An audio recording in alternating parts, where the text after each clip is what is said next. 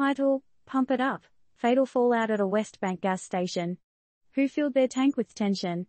TLDR. A deadly shootout at a gas station in West Bank shakes the world, claiming at least 4 lives.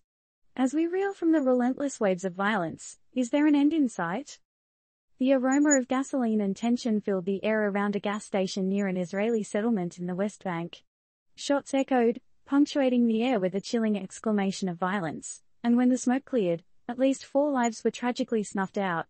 But hey, that's just Tuesday in the disputed territories, right?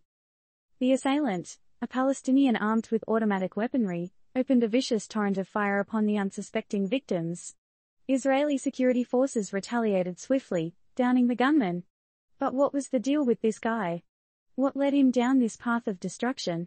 Well, his accomplice, the alleged getaway driver, vamoosed before anyone could toss him those burning questions.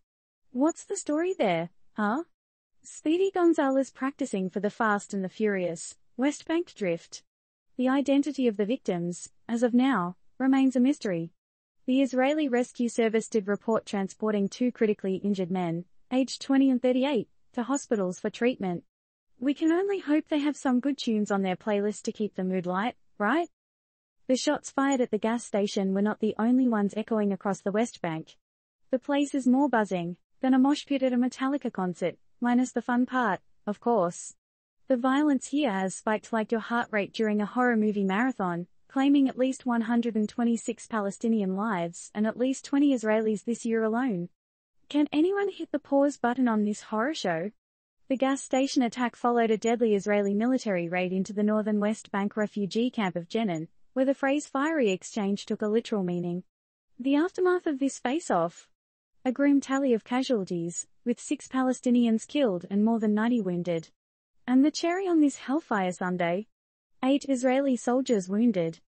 Caught in the crossfire of this seemingly endless conflict, civilians and protesters are paying a heavy price.